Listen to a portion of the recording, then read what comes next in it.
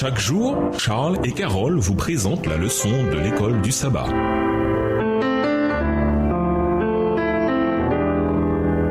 Bienvenue à votre émission Dieu nous parle. Nous avons la leçon de vendredi. Pour aller plus loin, réfléchissez au message d'Ésaïe, le chapitre 4 et le chapitre 51, les versets 1 à 16. Les chants de Sion sont un engagement absolu à rester fidèle à Sion et à l'espérance vivante dans le règne souverain de Dieu qu'elle représente. De nombreuses bénédictions du sanctuaire de Dieu sont vécues dans cette vie-ci, mais l'espérance de la vie et de la joie en abondance en Sion est encore à venir. Beaucoup parmi les enfants de Dieu soupirent dans les larmes après la Sion céleste. Psaume 137, le verset 1. Se souvenir de Sion, ce n'est pas simplement y penser de temps en temps, mais y penser constamment et décider de vivre en accord avec ce souvenir vivant. Exode 2, le verset 3. Chanter les chants de Sion, c'est résoudre avec passion de garder vivant l'espoir en la restauration du royaume de Dieu sur la nouvelle terre. Apocalypse 21, les versets 1 à 5. Sur la nouvelle terre, des intelligences immortelles contempleront avec un perpétuel ravissement les merveilles de la puissance créatrice et les mystères de l'amour rédempteur. Plus d'ennemis rusés et cruels pour nous entraîner loin de Dieu. Toutes nos facultés pourront se développer, tous nos talents s'épanouir. L'acquisition de connaissances nouvelles ne fatiguera pas notre esprit, n'épuisera point nos énergies. Les plus grandes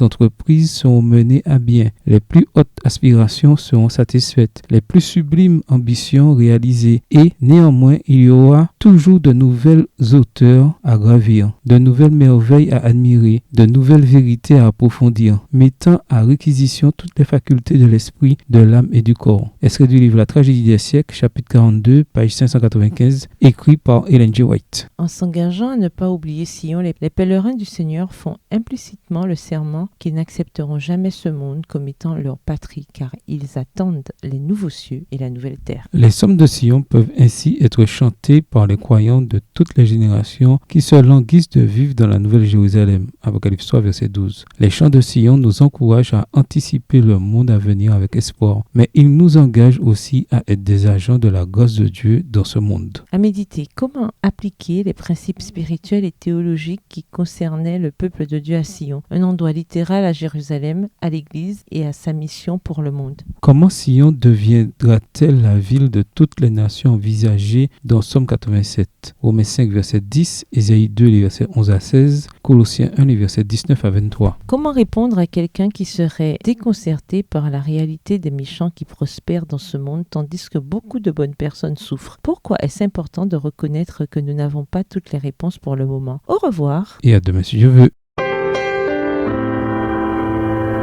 Dieu nous parle. Chaque jour, Charles et Carole vous présentent la leçon de l'école du sabbat.